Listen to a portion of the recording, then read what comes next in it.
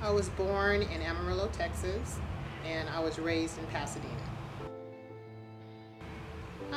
It was good. We met a lot of people. I actually was living in Pasadena, and from Pasadena moved to Altadena on Fair Oaks, and had a lot of friends there. A lot of fun times. A lot of fun times there. First, I attended Washington Elementary when I stayed in Pasadena, and then when we moved up to Altadena, I was going to Edison, from Edison to Elliott to Pasadena High School. When I got married to Tony, I was 20 or 21. He was my best friend. He was my soulmate.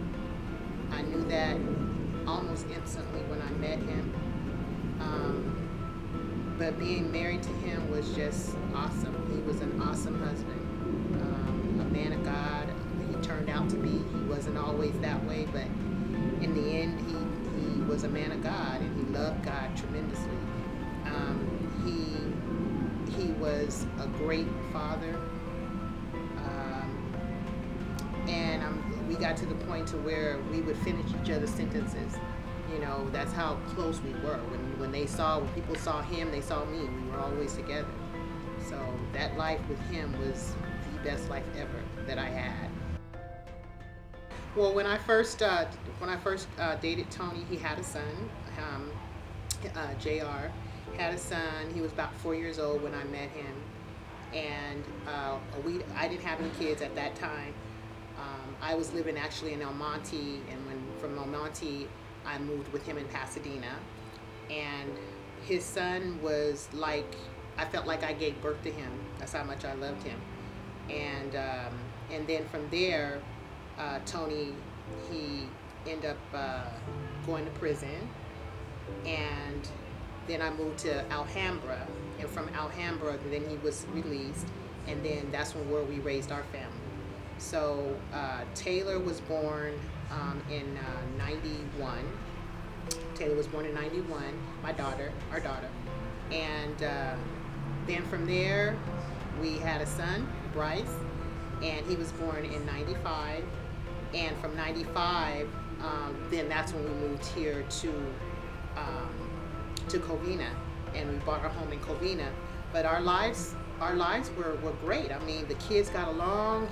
He did everything for the kids. It was like to the point to where he was more so the mom, because he would get up and make the kids bottles, or to make them go to sleep, he'll put them in the bug and go riding around town just to, it bounced a lot, so so they can go to sleep.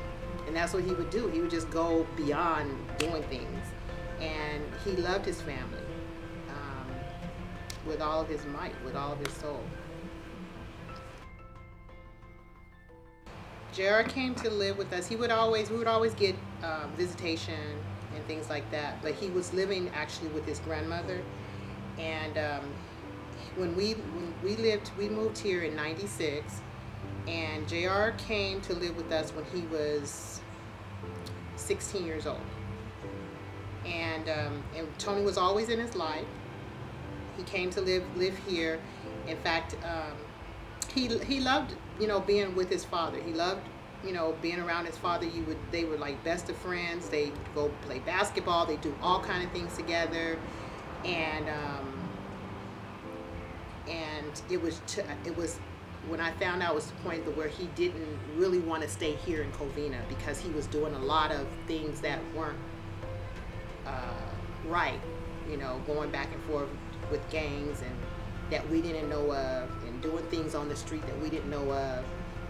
It was being hidden a lot, from the people whom he was living with, and so we didn't know his lifestyle of what he was doing out on the street. All I know is when he was here with us, he was perfect. I mean, he went from when he was going to school in Pasadena at PHS, he did all F's. But then when he moved out here with us and he went to a continuation school, the kid made all A's.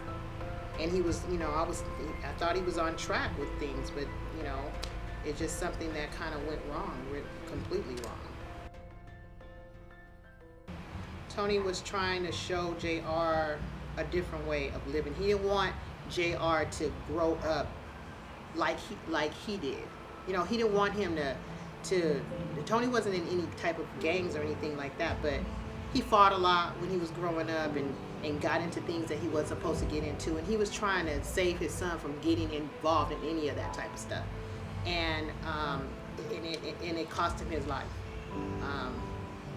He wanted to show. I remember the day before JR had ran away. I remember the kids were out of school on Christmas break, and Tony had gotten a job, was working independently actually, and he was putting in phone lines and stuff in Hemet. It wasn't developed yet. So I remember the first day he asked JR to go to work with him, and JR went with him. And then I remember discussing with JR about, you know, how did he like going out there with his father, because his father really wanted to just have a one-on-one with him and just kind of, you know, kind of see what's going on with him and just bond with his son. And he took him out there, and then when JR told me, JR's like, I don't even understand why my dad liked working out there. It's nothing out there, just dirt, you know, whatever. And he was kind of joking around with it and everything. Well, then the next day, I think Tony had found out something about JR he had gotten some money for Christmas, and JR had gambled it off, and that kind of upset Tony. And so the next day, second day, to take him to work, JR didn't want to go. And Tony's like, no, you're going. You're not going to sit here and not do anything while you're out of school. You're going to go with me. And I was just kind of saying, well, Tony, he doesn't want to go. Just let him stay here or whatever. Tony's like, no, he's going.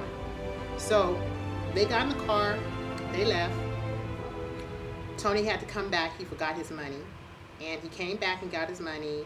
But when he got back out to the car, JR had ran away. So days passed. A couple of days passed. We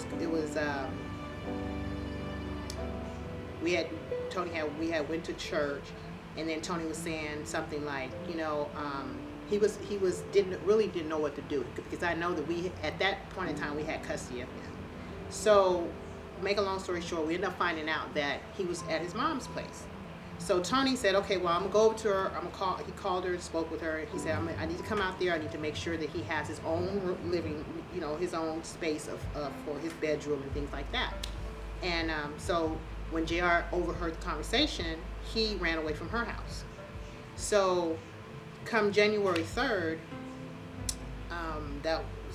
January 3rd of 2000, we had decided, okay, let's go look for him. Because at this point it was just the school started back. So we drove out went and got our kids from school. At that time they were in elementary, going to Glen Oak.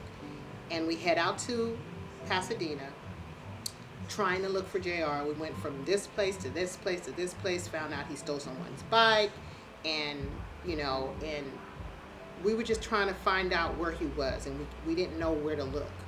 And then we went by Tony's mother's house, and his sister's boyfriend was there, and he kind of, although he was older than JR, he kind of knew places JR would be. And so he says, okay, well, Tony had said to me, he's like, why don't you just stay here with the kids at his mom's house, stay here with the kids, and we'll go look for, I'm going to go look for JR. And I'm like, no, I'm going with you. We're going to go with you. And so we were all in the van looking for JR, and then it just was getting late. And so to me, and I was like, you know what, let's just call police, let the police handle it and see if they can find him and locate him or whatever. So then Tony's like, okay, let me just try back at this, the first house that we had went looking for him. And he's like, let me try back over there. So I said, okay. So we drive back over there. We ran into JR. And he was riding up on a bike, the bike that he stole from somebody. And Tony kind of stopped. He stopped the car in the middle of the street. It was a cul-de-sac street, and JR was right. So JR kind of pedaled the bike, you know, with his feet over on the side, on Tony's side, driver's side, and I just heard. I was filling out some paper in the back seat of the van. My kids were in the middle row, and then Tony and the guy was in the front. And so all I heard was Tony said, "Jay, just get in the car." And then I heard JR say, "I ain't getting in that effing car." And I looked up, and Tony started getting out the car, jumped out the car, and JR jumped off the bike and started running. And then I was just like, to the guy, I just seen him running. And I told the guy that was sitting in the passenger seat, I said, "Can you just get outside?" His name is Nelson. I said, "Can you just get outside, get out and help Tony catch him?" And so then at that time when I seen them and they just running, and I get out the car, the kids are still in the car, and I'm standing in the back of the car. And it seemed like everything happened so fast. I just heard the guy say, "Tone, he got a gun." So I'm standing out there, and and JR had on this black, I remember he had on this black hoodie, and I seen him fumbling in the pocket part of the jacket. And he takes out and all I seen was the tip of the gun. And he darts across the street. Tony is running to him, and Tony, I really believe that Tony didn't register what the guy had said to him. But when Tony seen that gun, he turned back to run away from JR. And then JR fired. He fired, and all I seen Tony, he just flipped around and fell on the ground. And I'm screaming like, "Stop, stop, stop." And JR he's running backwards, going up away from Tony, but he's running backwards, still shooting. Okay? And then he's gone. And I run over there to Tony, and I just remember, it's you know what? It's been 16 years now, and I think I have gotten better telling the story, but it just, my emotions still get the best of me behind it because it was so senseless to me. But I just remember getting on top of him, and I didn't see any blood. The only thing that I saw was like blood in his nose and some white stuff or something. And then I'm like, "Are you hit? Are you hit?" So I'm like, and his eyes were like, kind of like glazed over, if you can understand what, it was kind of like staring, but just glazed over. And I just screaming to the top of my lungs, somebody help, and all this. And then then here comes Nelson. Nelson like, "Hey, okay, he's trying to get me." And then he ran to a car that was coming up, and they ended up dialing 911. And then all I remember is that the fire trucks came, and I think the fire trucks came, the ambulance came. I just remember they told me to get off and let them work on him. I remember them cutting his clothes off and doing whatever. And then I went back to the car where the kids were, and then the police officers came, and then next thing I know, which pissed me off so bad, is because they ended up taking Tony in the ambulance, and the police wouldn't let me go with him. They said I had to go straight to the police department to give my give them the information that they needed. And so we did that. They had me and my kids down there for forever, it seemed like. And I'm like, "Look, I need to get to the hospital where my husband's at." So get to the hospital, it's so many people there. And I'm walking, I'm looking, I'm like, "Where's Tony? Where's Tony? Is Tony okay? Is Tony okay?" And I just heard someone shout out, Tony is dead." And I just lost it. I think they said I passed out or whatever, but I completely lost it. I lost my best friend. I lost my husband. I lost my kid's father. You know, it's just like you're married and your life is going good one minute, and then it's snatched away from you quickly in a heartbeat. Well, what happened is JR, there was a manhunt for him. He turned himself in the day of the funeral, which was January the 12th of 2000. He walked himself into the Pasadena police station with his attorney, and then we were in court for 2 years. We were in court for 2 years because he tried. What their defense was is that Tony. Their allegations were that Tony had beat him, which was untrue, and it ended up becoming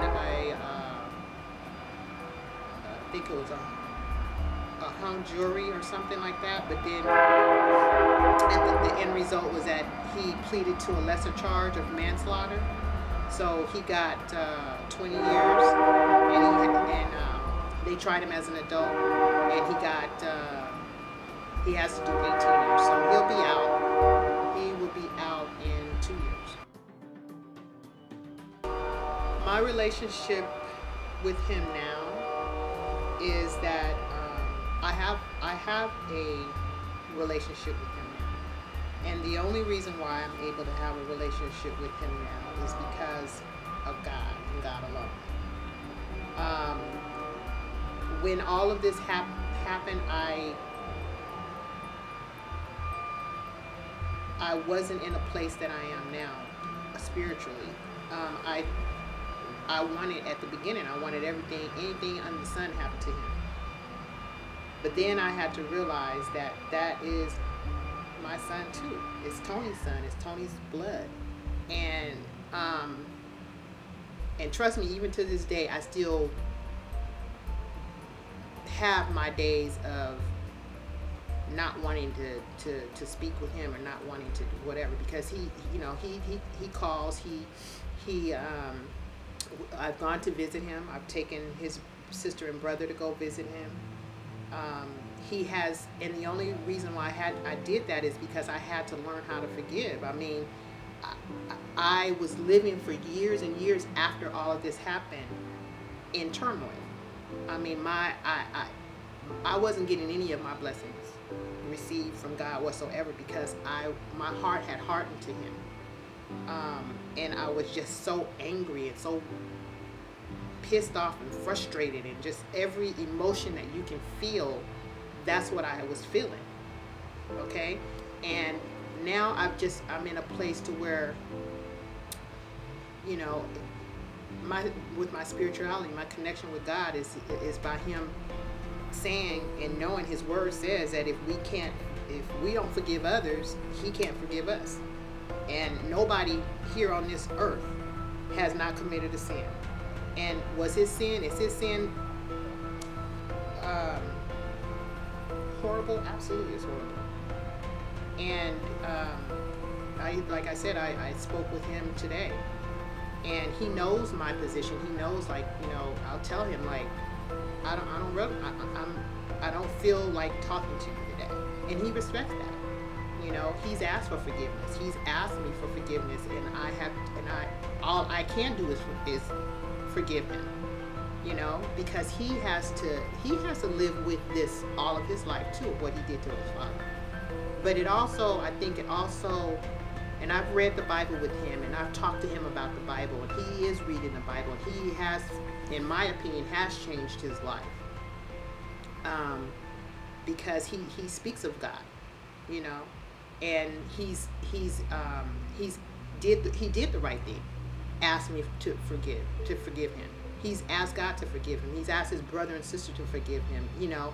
And I've always told him that you got to understand that everybody is not going to forgive you for what you've done, because they may not be in the place in their spirituality to understand forgiveness, or want to give it. You know, they don't care about that. And so all I can do is kind of speak positive to him in a way, but I do keep it real with him. You know, when I do visit him, I do bring up his father, and and sometimes intentionally, you know, just to let him know that, you know, because he knows the dynamic of him changing everybody's lives, even his own, because he had never been in prison before, and at age 16 was tried as an adult for murder. And but yeah, forgiveness is key. Forgiveness is something that we all must do. It's a requirement for God, you know, in order for us to even enter into heaven when it's time for us to go. If you have unforgiveness in your heart, you are not going to you're not going to, that's a sin. It's a sin. You're not going to enter the kingdom of God. And that's where I want to be. That's where I know I'm going to be. What really changed me is that I was living a life that living a life of unforgiveness. And living that life of unforgiveness, I was doing things in my life that was not pleasing to God. And I knew in my spirit, and I felt in my spirit, how I was self-sabotaging myself. And not only was it hurting me, it was hurting the people around me. It was hurting my kids. I was always on the go. I couldn't stand still. I didn't want to feel the pain. I mean, to the point like easing the pain with alcohol, easing the pain with men, easing the pain with whatever I can do to just numb whatever I wanted to numb. And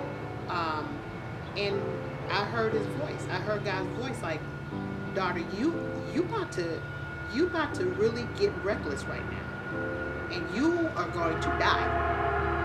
And I had to make a change. I had to make a change in my life, not only to show, to get my life in order and back right on track with God, but also for my kids, you know.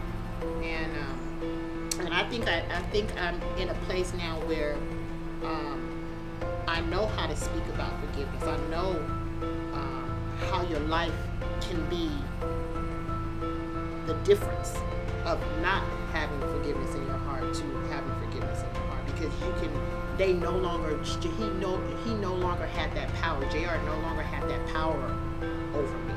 You know what I'm saying? Of how my reaction to things or would be. So I claimed that back. And I gave God the victory. And he has a victory and the glory alone of changing my life, of changing my heart, of unhardening my heart toward that situation that happened, that tragedy. And I learned ultimately learned how to deal and continue to live life, even through a tragedy, even through this tragedy that I had to experience. People would, when it first happened, people would say, "Okay, it's gonna get better. It's gonna get better. You know, with time." And I never believed that. And it does. There's still life to live after a tragedy. You know, I lost my soulmate, but I am still living life. I still have to press through. I still have to pursue and keep going. And I pray in that